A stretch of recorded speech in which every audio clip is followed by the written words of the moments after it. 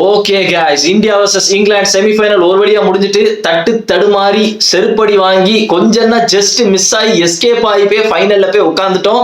நியூசிலாண்டை face பண்ண போறோம் அகமதாபாத்ல. இது வந்துட்டு ஒரு பெருமையான விக்டரினா இல்ல, இவ்வளோ ரன் அடிச்சு கூட 7 ரன் வித்தியாசத்துல தாண்டா நம்ம ஜெயிச்சிருக்கோம். 7 ரன் தலை ஃபார் ரீசன்டா. சை கருமண்டா, டோனி ஸ்டேடியத்துல வந்த இளவோ என்னமோ தெரியல, கரெக்டா 7 ரன் வித்தியாசத்துல நம்ம ஜெயிச்சிருக்கோம். நாளைக்கு பாருங்க தோனியாலதான் 7 ரன் வித்தியாசத்துல ஜெயிச்சோம் அப்படின்னு புலம்ப போறானுங்க எல்லாரும். இவ்வளோ ரன் அடிச்சு கூட நம்மளால அது டிஃபெண்ட் பண்ண முடியல அப்படின்றது கொஞ்சம் அசிங்கமா தான் இருக்கு. நேத்து நான் அந்த யூடியூப் ஷார்ட்ஸ் போடவே நான் சொல்லியிருந்தேன், இங்கிலாந்து வந்துட்டு அப்செட் பண்றதுக்கு நிறைய சான்சஸ் இருக்குது அப்படின்னு நான் சொல்லியிருந்தேன். ஏன்னா இந்த டோர்னமெண்ட்ல எந்தெந்த டீம்லாம் ரொம்ப பவர்ஃபுல்லா இருக்குதோ அதெல்லாம் ரொம்ப அடி வாங்குச்சு. இந்த ஸ்னீக்கியா இருக்கிற டீம்லாம் ஒரு மாதிரி சர்வைவ் ஆகி வந்துகிட்டே இருந்தானுங்க நல்லா லண்டு. எக்ஸாம்பிள், இந்தியாவுக்கு பயங்கர ஹைப் இருந்து, சவுத் ஆப்பிரிக்காவுக்குலாம் எக்கச்சக்க ஹைப் இருந்து, வெஸ்ட் இண்டீஸ்க்குலாம் என்ன ஹைப்பு. அப்படி டாரன் சாமி பழைய வெஸ்ட் இண்டீஸ் 2016 வைப்பு அப்படி இப்படின்னானுங்க, எல்லாருமே சரிஞ்சுக்கிட்டே இருந்தாங்க. பட் நியூசிலாந்து அண்ட் இங்கிலாந்து வந்துட்டு டீசென்டான கிரிக்கெட் விளையாண்டு ஸ்னீக்கியா வந்துகிட்டே இருந்தானுங்க. அப்செட் பண்றதுக்கு நிறைய சான்சஸ் இருந்துட்டு எனக்கு தெரிஞ்சுட்டு நம்ம இன்னைக்கு தப்பிச்சதுக்கு ஒரே காரணம் என்னன்னா, சூரியகுமார் யாதவ் வந்துட்டு லூசுத்தனமா 19th ஓவரை சிவம் டூபேக்கு கொடுக்காம ஹர்திக் பாண்டியாவுக்கு கொடுத்துட்டு அதுக்கப்புறம் டூபேக்கு கொடுத்ததுனாலதான் நம்ம தப்பிச்சோம் அப்படின்னு எனக்கு தோணுது. அது மட்டும் இல்ல, ஒரு பெரிய ஜஸ்ட் மிஸ் ஆகுதுன்னு என்னன்னா, ஹாரி புரூக்கோட அந்த சஞ்சு சாம்சனுடைய அந்த டிராப் கேட்ச். ஹாரி புரூக் மட்டும் அந்த சஞ்சு சாம்சனோட கேட்சை பிடிச்சிருந்தா மேட்ச் வந்துட்டு 3/4 மணி நேரத்துக்கு முன்னாடியே முடிச்சுட்டு வீட்டுக்கு போய் இந்நேரம் அகமதாபாத்ல போய் உட்கார்ந்துருப்பானுங்க. எனக்கு தெரிஞ்சு இங்கிலாந்து வந்துட்டு சேஃபா. கண்டிப்பா அந்த கேட்சை விட்டது இவ்வளோ பெரிய காஸ்ட்லிக்கு காரணம். ரன் வந்துட்டு 253 வந்ததுக்கு காரணம் வந்துட்டு ஹாரி புரூக், அவங்க கேப்டன் வந்துட்டு அந்த கேட்சை விட்டுதான் கண்டிப்பா அதை அவனை பாதர் பண்ணுச்சு. ஏன்னா சஞ்சு சாம்சன் மாதிரி ஒரு பேட்ஸ்மேனோட கேட்ச் எல்லாம் விடுறது ஈஸி இல்லை. இது வந்துட்டு கிட்டத்தட்ட சிமிலரா அந்த 2016 வைபாவே இருந்துச்சு. கிட்டத்தட்ட எனக்கு இந்த ஒரு வாரமா என் மண்டேல ஒரு மாதிரி கோளாறு பிடிச்சு அலைஞ்சிட்டு இருக்கேன் guys. இந்த West Indies, India 2016, Eden Gardens, Whangarei, அதே விராட் கோலி 89, சஞ்சு சாம்சன் 89 கொஞ்சம் கொஞ்சம் எனக்கு குழப்பிக்கிட்டே இருக்குது. அந்த லாஸ்ட் வெஸ்ட் இண்டீஸ்க்கும் இந்தியாவுக்கும் நடக்கிற மேட்ச்ல நான் ஈடன் கார்டன்ஸ் புலம்பிக்கிட்டே இருந்திருக்கேன். வாங்கரே ஸ்டேடியம்ல தான் 2016 மேட்ச் நடந்துச்சு. நான் ஈடன் கார்டன்ஸ் சொல்லி எனக்கு ஈடன் கார்டன்ஸ்னே பதிஞ்சிட்டு. எவனோ கமெண்ட்ல தான் சில பேர்லாம் சொல்லியிருந்தீங்க, ப்ரோ அது வந்து வாங்கரே ப்ரோ, ஈடன் கார்டன்ஸ் இல்லைங்க போது எனக்கே தெரிஞ்சிருச்சு. ஏன்னா கொஞ்ச நாள் நான் ஃபுல்லாவே இந்த ஈடன் கார்டன்ஸ் வாங்கடே வெஸ்ட் இண்டீஸ், பிராத் ஒயிட், விராட் கோலி சேடான நியூஸ், விராட் கோலி தான் கடைசி ஓவர் போட்டான், இப்படி சொல்லியே என் மூளை வந்துட்டு ஒரு மாதிரி ஆயிட்டு. அதனால நான் கொஞ்சம் கன்ஃபியூஸ் ஆயிட்டேன். அதே மாதிரி இந்த வாங்கரையில ஏதோ சொதப்புமோ அப்படின்னு நினைச்சேன். இல்ல ஏதோ தப்பிச்சிட்டோம் நம்ம சொல்ல போனோம்னா. இந்த மேட்ச் வந்து சிமிலரா எப்படி தெரியுமா இருக்குது, 2023 வேர்ல்ட் கப் மாதிரி இருந்துச்சு எனக்கு பார்க்க. அதுவும் வாங்கரையில தான் நடக்கும். அதுல நியூசிலாண்டோட ஆடுவோமா, பெரிய டோட்டல் அடிப்போம். விராட் கோலி 50th செஞ்சுரி எல்லாம் போடுவான், ஸ்ரேயஸ் ஐயர் அடிப்பான், எல்லாமே அடிப்பான். பட் அவங்களும் ஒரு மாதிரி சேஸ் பண்ணி நம்மள லைட்டா பயமுறுத்தாங்க. இந்த டேரல் மிச்சலும் கேன் வில்லியம்ஸும் லைட்டா பயமுறுத்தானுங்க. அதே மாதிரி தான் இந்த மேட்ச் பாக்குறது கொஞ்சம் இருந்துச்சு. காரணம் என்னன்னா, ஜேக்கப் பெத்தல் என்ன அடி அடிச்சான் ஜேக்கப் பெத்தல்லாம். வருண் சக்கரவர்த்தி எல்லாம் கிழிச்சு கொடுத்துட்டான். நான் இன்னைக்கு இந்த மேட்ச்ல ஏதோ நடக்க போகுது, இங்கிலாந்து பண்ண போறானுங்க, சர்ப்ரைஸ் பண்ண போறாங்க அப்படின்னு நினைச்சேன். உண்மையிலே என்ன சர்ப்ரைஸ் பண்ணிட்டாங்க. நான் யார் இன்னைக்கு வந்துட்டு ஆரம்பிச்சிடுறேன். எனக்கு நான் யார் இன்னைக்கு பயங்கரமா விளையாடுவாங்க அப்படின்னு நினைச்சேன்னா, பட்லர் தான் இன்னைக்கு ஃபயர் ஆகும் அப்படின்னு நினைச்சேன். ஏன்னா பட்லர் வந்து இந்த டோர்னமெண்ட்ல எந்த மேட்ச் அடிக்கலையா, கரெக்டா அவனுக்குன்னு இந்தியா செமிஃபைனல்ல வந்திருக்கு, பொழந்துருவான் பட்லர் இன்னைக்கு அப்படின்னு நினைச்சேன். எதுவுமே ஆகல. அவங்க டீம்ல நிறைய வந்துட்டு ஃபயர் ஒர்க்ஸ் ஆஃப் ஆயிட்டு. இந்த சால்ட், புருக் எல்லாம் வந்துட்டு ரொம்ப குவாய்ட் ஆயிட்டான். புருக் விக்கெட்டுக்கு அந்த கேட்ச் பிடிச்சான் பாத்தீங்களா, அக்சர் பட்டேல் இன்னைக்கு ஒரு 2 ஸ்டன்னிங் கேட்ச் பிடிச்சான், சூப்பரா இருந்து, சூப்பரான கேட்ச். அதெல்லாம் ஒண்ணு அந்த பில்ஜாக்ஸ் கேட்ச், எப்படா அந்த கேட்சை பிடிச்சு டூபேட்ட போட்டா, டூபே அந்த கிரெடிட்ஸை வாங்கிட்டு போயிட்டா. இன்னொன்னு அந்த புருக்கோட கேட்ச், ஏன்னா புருக்கை வந்துட்டு விட்டுட்டேன்னா அடிச்சுக்கிட்டே இருப்பான். ஜேக்கப் பெத்தல் சூப்பர் ராணி. எனக்கு தெரிஞ்சு அவனுக்கே மேன் ஆஃப் த மேட்ச் கொடுத்துருக்கலாம் அப்படின்னு தோணுது. ஏன்னா இந்தியன் சைடு பாத்தீங்கன்னா எல்லாருமே நல்லா விளையாண்டாங்க. ஹர்திக் பாண்டியால இருந்து, சிவம் டூபேல இருந்து, இஷான் கிஷன் எல்லாருமே நல்லா விளையாண்டாங்க.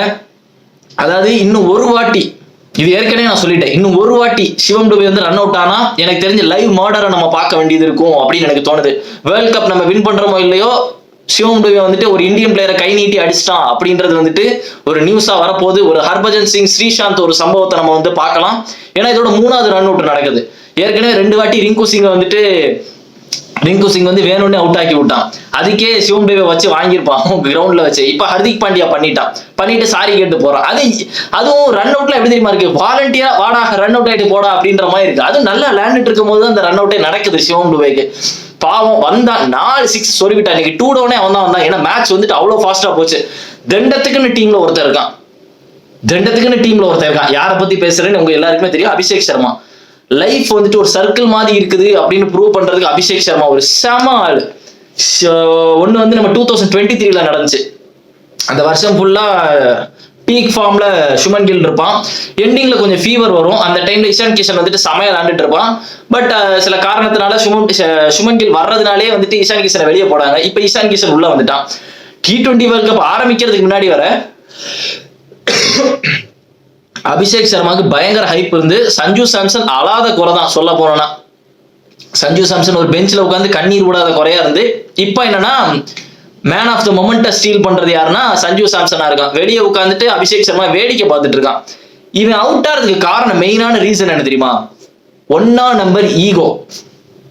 அவன் அடிக்கிறான் நானும் அடிப்பேன் அப்படின்னு அடிக்கிற மாதிரி இருக்கு அடிக்கிறத பார்த்தனா. நான் அந்த வெஸ்ட் இண்டீஸ் மேட்ச்லயே கவனிச்சேன். 2 6 சஞ்சு சாம்சன் அடிப்பான் அந்த ஓவர்ல. இவரும் அந்த நானும் அடிக்கிறேன் அப்படின்னு அடிப்பான், அவுட் ஆகும். அது பாக்குறதுக்கு எனக்கு ஈகோ மாதிரி இருந்துச்சு. வாலண்டியரா அடிக்கிறது வேற, நான் வந்துட்டு ரன் ஸ்கோர் பண்றது அப்படின்றது வேற, ஈகோல அடிக்கிறது வேற. ஏன் இருமிக்கிட்டே இருக்கேன்னா எனக்கு கொஞ்சம் ஃபீவரா இருக்கு, அதனால த்ரோட் கொஞ்சம் ட்ரையா இருக்கிறதுனால எனக்கு இருமல் வந்துட்டே இருக்கு. அதான் கொஞ்சம் இது பண்ணி பேசிக்கிட்டே இருக்கேன் எனக்கு. ஸோ அந்த மேட்ச் வந்துட்டு நல்ல மேட்சாவே இருந்துச்சு.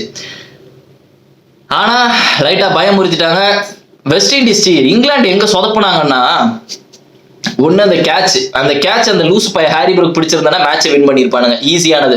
இன்னொன்னு என்னன்னா அந்த சால்ட் பட்லரு இவனுங்க எல்லாமே கொஞ்சம் நின்று இருந்தா எனக்கு தெரிஞ்சு ஜெயிச்சிருக்கலாம்னு தோணுச்சு. மற்றபடி நம்ம பவுலர்ஸ்லாம் ரொம்ப ஒஸ்டா போடுறாங்கப்பா, ரொம்ப ஒஸ்டா போடுறாங்க. ஹர்ஷ்தீப்லாம் இன்னும் 50 ரன் கொடுக்குறான். வருண் சக்கரவர்த்தி 64 ரன் கொடுத்தான். 64 ரன் வருண் சக்கரவர்த்தி எல்லாம் கொடுத்துக்கிட்டு இருக்காங்க. இதெல்லாம் என்ன பழக்கம் இதெல்லாம்? வருண் சக்கரவர்த்தி எல்லாம் போடவே மாட்டான். வருண் சக்கரவர்த்தி எல்லாம் என்ன அடிவாங்க. அதாவது சொல்ல போனா பும்ரா ஓவர் தான் காப்பாத்துது. பும்ரா ஓவர் தான் எப்பவுமே வந்து காப்பாத்திட்டு இருக்குது இவனுங்களை சொல்ல போனா. மத்த எல்லாரும் வந்து சும்மா ஓபி அடிச்சுட்டு தான் இருக்கானுங்க. இதுக்கு சிராஜே போட்டுடலாம் போல அந்த அளவு பண்றானுங்க. பட் எனக்கு தெரிஞ்ச ஹர்ஷ்தீப் வந்து நெக்ஸ்ட் பெர்ஃபார்ம் பண்ணிடுவான்னு தோணுது. இப்ப ஃபைனல் மேட்சுக்கு நம்ம போவோம். இந்த மேட்சை விட்டுருங்க, இது ஜெயிச்சு தொலைஞ்சிட்டோம்னு வச்சுக்கோங்க, இது ஒரு பெருமை இல்லை. எஸ், இந்த மேட்ச்லாம் நம்ம எப்படி தெரியுமா ஜெயிச்சிருக்கணும்? 50 ரன் வித்தியாசத்துல ஜெயிச்சிருக்கணும். அதுதான் ஒரு கெத்தானது. 7 ரன் வித்தியாசத்துல ஜெயிக்கிறது கெத்து இல்லடா. அது இவ்வளவு பெரிய டோட்டல் அடிச்சுட்டு வந்துட்டானுங்க. ஏற்கனவே இவனுங்கெல்லாம் டோட்டல்ல சேஸ் பண்ணியிருக்கானுங்க. இந்த மாதிரி சவுத் ஆப்பிரிக்காவோட ஒரு மேட்ச் நினைக்கிறேன் 2016 வேர்ல்ட் கப்ல நடக்கும். 230 என்னமோ அடிப்பாடுங்க சவுத் ஆப்பிரிக்கா, வந்துருவானுங்க சேஸ் பண்ணி. அந்த மேட்ச்ல ரூட் 80 என்னமோ அடிப்போம், சமையல் ஆடுவானுங்க. அந்த மாதிரி ஒரு மூமெண்ட் ஆயிருமோ அப்படின்னு நினைச்சேன் நான். இது வந்துட்டு ஆகல, எப்படியோ தப்பிச்சிட்டோம். இது வந்துட்டு ஒரு விக்டரி தான், நல்ல விக்டரி. பிரஷர் வந்து இந்தியா மேல எப்பவுமே இருக்கும். அது வந்து இந்தியாவோட இது. ஏன்னா நம்ம அப்படிப்பட்ட டீமா இருக்கும், வேற ஒண்ணும் இல்லை. இப்ப மெயினான மேட்ச் என்னன்னா ஃபைனல். நியூசிலாண்டோட அகமதாபாத்ல வச்சு ஃபைனல். இதுதான் பீக் அடிக்க போகுது. இது எனக்கு கொஞ்சம் ஒரு மாதிரி சிக்கல் இருக்குது. என்ன சிக்கல்னா, நியூசிலாண்டை இதுவரை நம்ம வேர்ல்ட் கப்ல அடிச்சதே இல்லை. T20 வேர்ல்ட் கப்ல இதுவரை ஒரு வாட்டி கூட நியூசிலாந்து அடிச்சதே இல்லை. இன்னொன்னு, நியூசிலாந்து எப்பவுமே நமக்கு ஒரு பீடை. அது ஒரு இது சைலண்டா வந்து நம்மளை டார்ச்சர் பண்ணுவானுங்க, குத்தி விளையாடுவானுங்க. அது நியூசிலாந்து. 3வது அகமதாபாத்ல நடக்குது. இது ஒரு நைட்மேர். நான் ஏற்கனவே ஒரு நைட்மேரை நான் பார்த்திருக்கேன் 2023ல. அது நடந்துச்சுன்னா எல்லாரும் தெருவுல போய் ஜோக்கர் மாதிரி கிளவுன் வேஷம் போட்டு ஆடுங்க. அது ஒண்ணுதான் பண்ண முடியும். அது ஆனா அந்த அளவுக்குலாம் இது வராது. அது ரொம்ப ஹார்ட் கிழிச்சு எடுக்கிற மாதிரி இருந்துச்சு. அதெல்லாம் அந்த அளவுக்குலாம் வராது. இதுலனா தோத்தீங்கன்னா அந்த அளவுக்கு வராது. அது ரொம்ப டேமேஜ் ஆகிட்டேங்கள. பட் இருந்தாலும் நியூசிலாந்து ஜெயிக்கிறதுக்கு நிறைய சான்ஸ் இருக்கு. ஏன்னா சாண்ட்னர் மாதிரி ஒரு கேப்டனுக்கு பிரஷரே கிடையாது. சாண்ட்னர் அவ்வளோ கூலா இருப்பான். நியூசிலாந்து டீம் பிளேயர்ஸும் ஒரு கூலான ஒரு பிளேயர்ஸ் தான். சாண்ட்னர் என்னைக்காவது ரொம்ப செலிப்ரேட் பண்ணி பார்த்துருக்கீங்க? கிடையவே கிடையாது. ரொம்ப எப்பவாதான் அவன் செலிப்ரேட்டே பண்ணுவான். ரொம்ப காமா இருக்கக்கூடிய ஆளு. ப்ரெஷர் யார் மேல இருக்குது அப்படின்னா இந்தியன் பிளேயர்ஸான நம்ம மேல இருக்குது. ஏன்னா ஃபேன்ஸ் அவ்வளோ ஃபேன்ஸ் இருப்பானுங்க. நம்ம வந்துட்டு வி யூஸ் டு ப்ரெஷர். எனக்கு தெரிஞ்சு ரோஹித் சர்மா எப்போ அந்த T20 வேர்ல்ட் கப் அடிச்சாலும் அதுல இருந்து நம்ம வந்து கொஞ்சம் கேபிட்டலைஸ் பண்ண ஆரம்பிச்சிட்டோம். கொஞ்சம் சோக் ஆகாம கேபிட்டலைஸ் பண்ண ஆரம்பிச்சிட்டோம். ஆனா இந்தியாவை அகமதாபாத்ல வச்சு அசிங்கப்படுத்துற ஒரே பவர் வந்துட்டு நியூசிலாந்து கிட்ட இருக்குது. எல்லா கர்ஸும் அந்த ஃபைனல்ல தான் இருக்குது. நியூசிலாண்டை தோக்கடிச்சது இல்ல, அகமதாபாத்ல நடக்குது. என்ன நடக்கு அப்படின்னு ஃபைனல்ல போய் பார்த்தா தான் தெரியும். ரொம்ப ஸ்னீக்கியா இருக்க போகுது. அதுவும் இல்லாம ஃபின் ஆலன் பேய் ஃபார்ம்ல வரான். ஃபைனல்ல அதே மாதிரி ஆடுவானா அப்படின்னு கேட்டீங்கன்னா எனக்கு ஏதோ ஃபைனல் டப்புன்னு போயிடுவான் அப்படின்னு தோணுது. எனக்கு தெரியும் இந்தியன் பிளேயர்ஸ் அவன் பருப்பு வேகுமா அப்படின்னு எனக்கு தெரியல. ஏன்னா அந்த மாதிரி இன்னிங்ஸ் தான் வந்துட்டு ஒன் டைம் தான் வரும். ஒரு டோர்னமெண்ட்ல ஒரு வாட்டி தான் ஆடுவாங்க. 33 பால் செஞ்சுரி திருப்பி வந்து ஃபைனல்ல போயெல்லாம் வருமா அப்படின்னு எனக்கு தெரியல. அவங்களோட பவரும் சரி வீக்னஸும் சரி அவங்களோட ஓப்பனர்ஸ் தான். 2 பேரும் செம ஸ்லாகர்ஸ் மாதிரி இருக்கானுங்க. அடிச்சுக்கிட்டே இருப்பானுங்க. ஷைஃபோர்ட்டும் ஃபின் ஆலனும். ஃபின் ஆலன்னா பியூர் ஹிட்டர். ஷைஃபோர்ட் கூட கொஞ்சம் வந்துட்டு பொறுமை பார்ப்பான். ஃபின் ஆலன்னா பார்க்கவே மாட்டான். அதுவும் ஆடுற ஷாட்ஸ்லாம் பியூர் டைமிங்கா இருக்கு. மிடில் ஆஃப் த பேட்ல தான் விழுது. அந்த மாதிரி அவன் விளையாண்டுட்டு இருக்கான் ஃபின் ஆலன். அவங்க 2 பேரை எடுத்துட்டாலே எனக்கு தெரிஞ்சு கொஞ்சம் ப்ரெஷர் போட்டுடலாம் அப்படின்னு தோணுது. இந்த ரவீந்திரா பிலிப்ஸ்லாம் வந்துட்டு கொஞ்ச நேரம் தான் ஆடுவாங்க. டேரல் மிச்சல், சாம்ப்மேன், இவங்கெல்லாம். சாம்ப்மேன் வந்துட்டு திடீர்னு பெரிய இன்னிங்ஸ் ஆடக்கூடிய ஒரு ஆளு. அவனையும் கொஞ்சம் அண்டர் எஸ்டிமேட் பண்ணக்கூடியது. அவன் ஒரு அண்டர் ரேட்டடான ஒரு ஆளு. திடீர்னு ப்ரெஷர் இருந்துச்சுன்னா டப்பு டிப்புன்னு அடிக்க ஆரம்பிச்சிருவான் சாம்ப்மேன் வந்துட்டு. மார்க் சாம்ப்மேனை சொல்றேன். நான் பேசுறது கிளியரா இருக்கான்னு எனக்கு தெரியல. மற்றபடி பாத்தீங்கன்னா பவுலிங் 2 டீம் எடுக்கும் போது அவங்க பவுலிங் ஒரு மாதிரி ஒரு நல்ல பவுலர்ஸ் இருக்கானுங்க. Mat Henry and லாக்கி Ferguson. Ahmedabad மாதிரி பிச்சில் பவர் பிளேல மேட் ஹென்ரி எப்படி போடுவான். சஞ்சு சாம்சன் வேற மேட் ஹென்ரிக்கு ரொம்ப பயப்படுவான், எல்லாருக்குமே தெரியும். சஞ்சு சாம்சன் சரிக்கிட்டனா கதை முடிஞ்சிச்சு. அபிஷேக் சர்மா இந்த டோர்னமெண்ட்ல எந்த மேட்சும் உருப்படியா விளையாடல, சென்னை மேட்சை தவிர. சரியா, ஒருவேளை கிளிக் ஆயிட்டான் அப்படின்னா ஃபயர் ஒர்க்ஸா இருக்கும் அபிஷேக் சர்மா. அப்படி இல்லாட்டி அவனை பிடிச்சு நசிக்கிடலாம் அப்படின்னு தான் எனக்கு தோணும். ஃபைனல்ல எனக்கு தெரிஞ்சு ஒரு சேஞ்சும் இருக்காது. ரிங்கு சிங்கையும் கூட்டு வர மாட்டாங்க, பிங்கு சிங்கையும் கூட்டு வர மாட்டாங்க. அதே டீமை வச்சுதான் போறாங்க. ஏன்னா அபிஷேக் சர்மா மேல அவ்வளவு நம்பிக்கை இருக்கு. திடீர்னு அடிச்சனா பெரிய இன்னிங்ஸா ஆடுவான், ப்ரெஷர் வந்துட்டு கம்மி ஆயிரும் அப்படின்றதான் ஒரு ஹைலைட். இதுல இது ஒண்ணு நடக்கும். நம்ம பேட்ஸ்மேன் மேல பிரச்சனையே இல்லை. அவ்வளவு பேட்ஸ்மேன் வச்சிருக்கோம். என்ன பிரச்சனை நீங்க பாத்தீங்களா, எவ்வளவு ரன் அடிக்கிறானுங்க லாஸ்ட் 3 மேட்ச்ல. காட்டடி அடிக்கிறோம். சஞ்சு சாம்சன், அபிஷேக் சர்மா, இஷான் கிஷன், சூரியகுமார், திலக் வர்மா, ஹர்திக் பாண்டியா, டூபே, அக்சல், இத்தனை பேர் வச்சிருக்கோம். பேட்டிங்ல பிரச்சனையே இல்லை. பிரச்சனை எங்க தெரியுமா, நம்ம பவுலிங்ல தான் இருக்கு. எவனை வச்சு பவுலிங் போட, எக்ஸ்ட்ரா ஒரு பவுலர் அப்படின்னு ஒண்ணு இல்லாத ஒரு குறை இருக்குது. இந்த டூபேவை நம்ப முடியல. அவன் ஒரு ஓவர் தான் போட்டு அவன் ஓவரை அடிக்க ஆரம்பிச்சிட்டானுங்க. ஆர்ச்சர் 3 6 அடிச்சிட்டான். அவன் ஓவர்ல ஆர்ச்சர் 3 6 அடிச்சிட்டான்.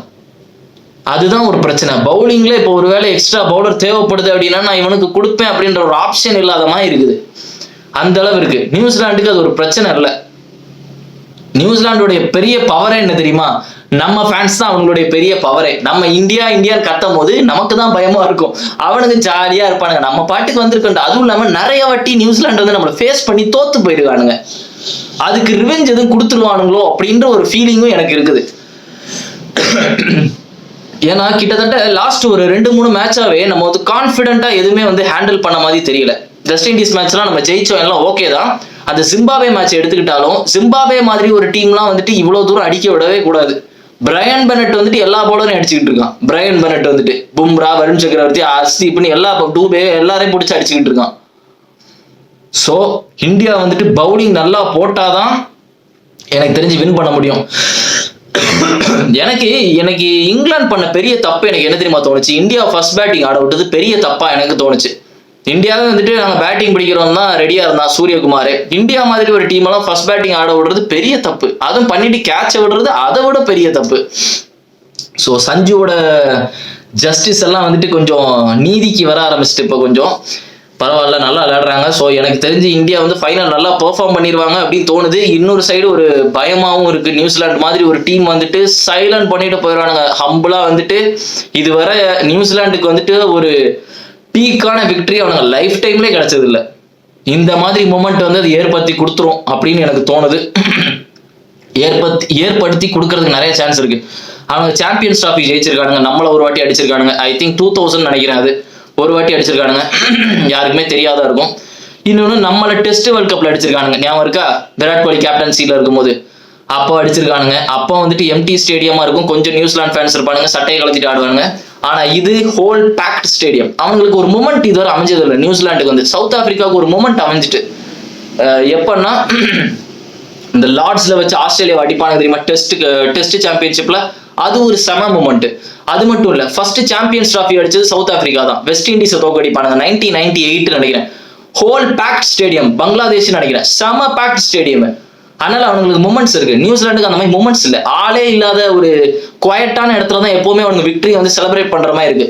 இந்த மேட்ச் ஜெயிச்சிட்டாங்கன்னு வச்சுக்கோங்களேன், ஆல் ஐஸ் ஆன் நியூசிலாந்து அப்படின்ற மாதிரி இருக்கும். அதுவும் T20 வேர்ல்ட் கப் இருக்கிறதுலே இந்த டீம் ஃபைனலே வராது அப்படின்னு நினைச்ச ஒரு டீமை நான் நியூசிலாண்டா வச்சிருந்தேன். நான் மற்ற எல்லா டீம் நான் சீரியஸா சொல்றேன், நான் வந்துட்டு சமாளிக்கலாம் போறது இல்லை, கேப்லாம் கொடுக்க போறது இல்லை.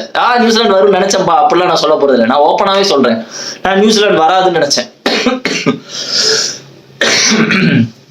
நான் எந்தெந்த டீம்னா செமிஃபைனல் வரும்னு நான் சொல்லவா, நான் எந்தெந்த டீம்னா மேக்ஸிமம் வரும்னு நான் ஒரு கெஸ்ட்ல வச்சிருந்தேன்னா, ஒன்னு இந்தியா கன்ஃபார்மா வந்துடும் நினைச்சேன். இன்னொன்னு England, Sri Lanka, west Indies, south Africa, Australia, இந்த மாதிரி டீம் எல்லாம் நான் வச்சிருந்தேன்.